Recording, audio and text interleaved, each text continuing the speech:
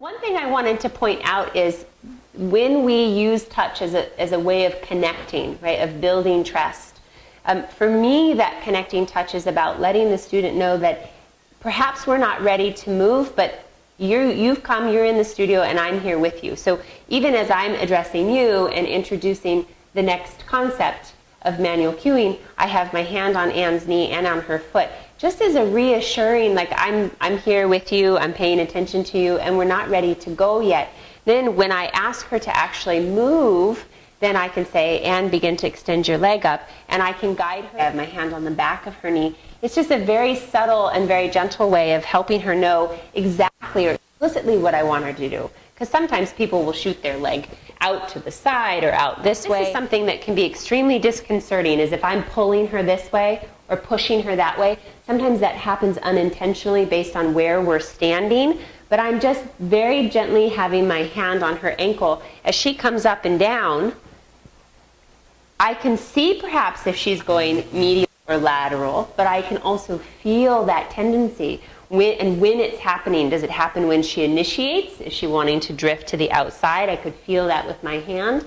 Is she wanting to do it at the bottom? Does she drift inward? So it's giving me so much information, but I am in no way directing her, right, or forcing her to move in a way that is not indicative of her current pattern.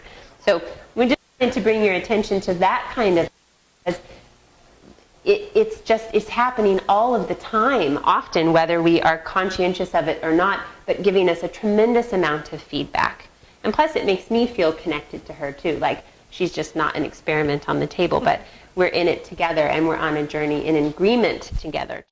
So we're going to come back to the subtleties of touch and talk a little bit more about connecting touch. Which are these subtle, constant, continuous moments of touch where we are creating safety or awareness or attention for our students, emphasize letting go or releasing, or just knowing that what they're doing is the right thing, or they're on the right track, or they're going to be safe in doing it. So for me, this calms fears a lot of times for people.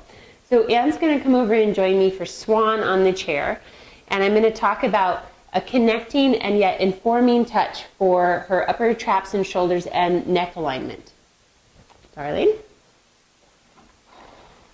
So oftentimes, particularly in new students, when you get them into Swan, what they're going to end up using is the upper traps quite a bit to begin the movement or to lift. So if she comes up into Swan, she comes up quite high. Even at the top, you might feel the upper traps engage. So from the very beginning, I have my hands right on the top of her shoulders. So I would just let her come down. And I'm just going to keep my hands here. My fingers are closed and my full hand is on each shoulder. I'm not pushing, I'm not tugging, I'm not really doing anything except for allowing my hands to be weighted here. So as she comes up and I cue her head and her eyes and her collarbones to spiral open, and then a sense of width across her shoulders. All I'm doing is sweeping to the outside of her shoulders. If there's tension here, I might just come over and lay my hands on. If I notice an imbalance between one shoulder, I might just lay one hand on and then have her repeat the exercise by going down again. And just keep my one hand on the shoulder that I think could use a little bit less effort or work. And then see and watch how the body responds to that.